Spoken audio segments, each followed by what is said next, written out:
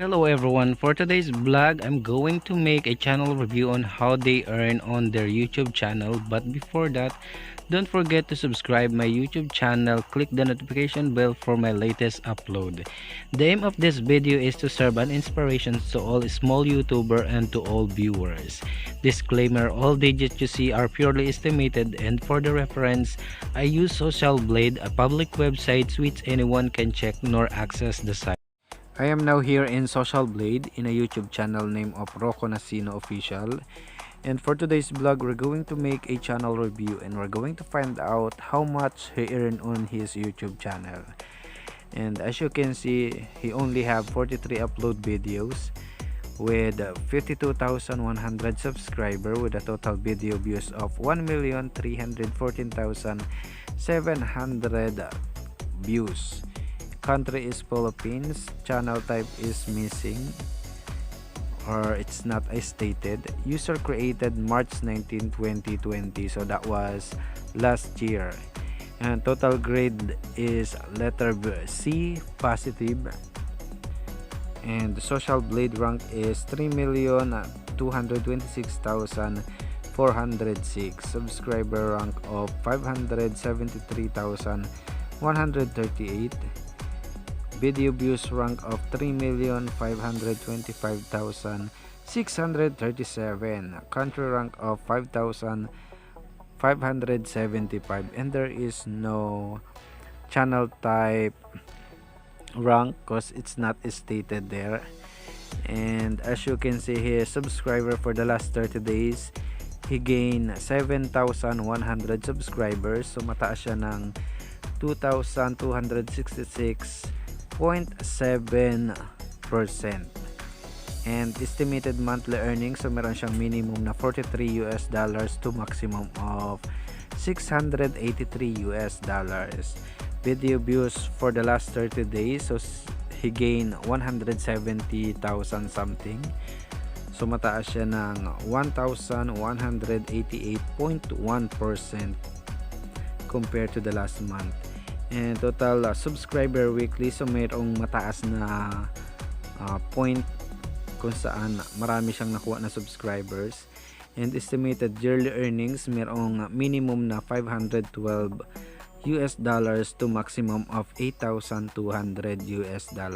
So bago pa lang yung kanyang YouTube channel, and one day someday madidiscover din niya ng kanyang mga fans or ng mga taga-suporta. And for those who don't know, Rocco Nacino is a celebrity here in Philippines, one of the good actor. So meron siyang $43 sa kanyang monthly estimated earnings times 48, because that is the exchange rate here in Philippines, 48.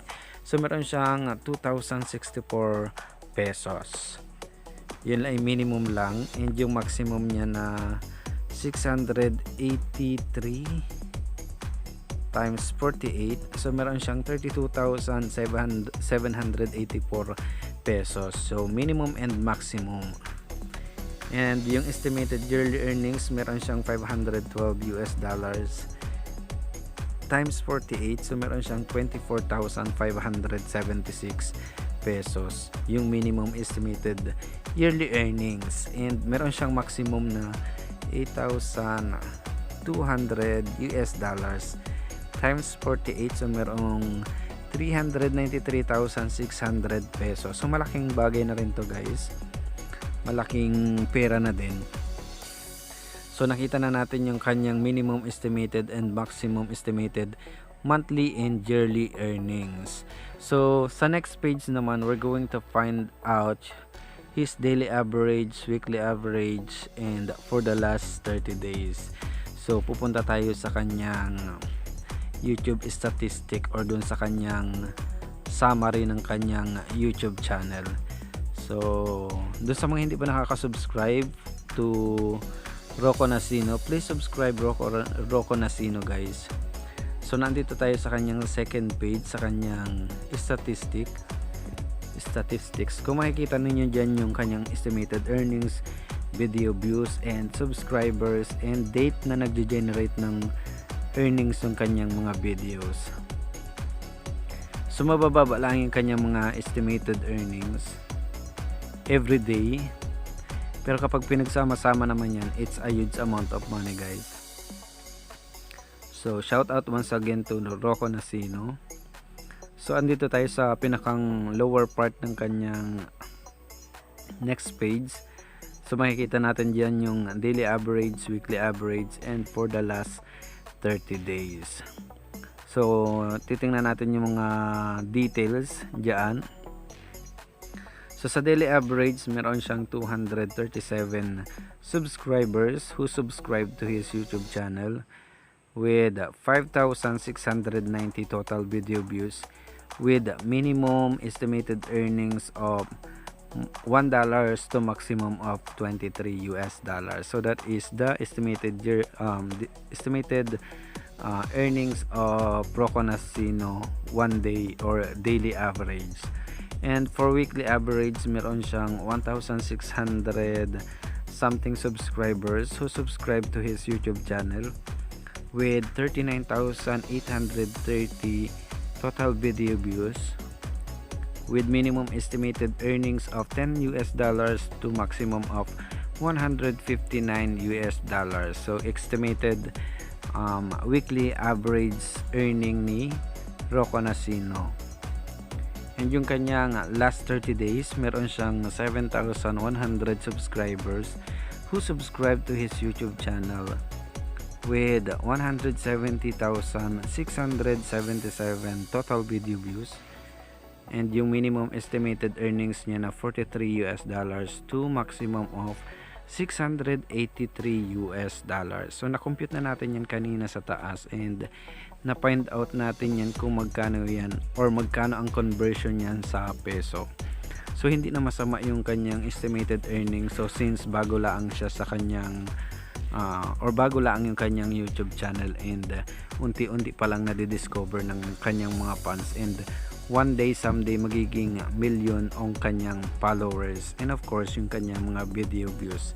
Meron din siya mga video na matataas ng video views or views, umaabot siya ng less than million. Anyway, so we're going to jump to his next page again.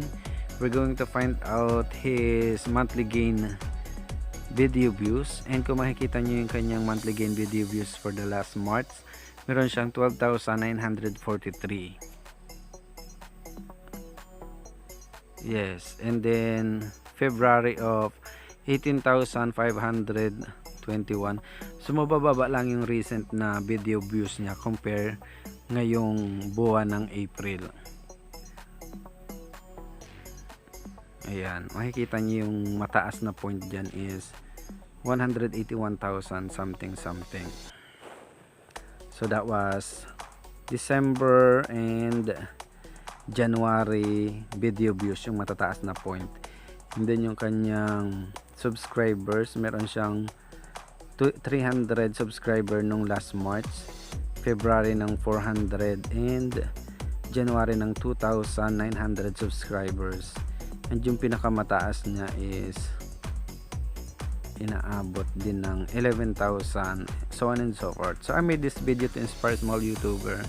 So that's for today's video. Don't forget to subscribe. Thank you for watching. Keep safe, everyone.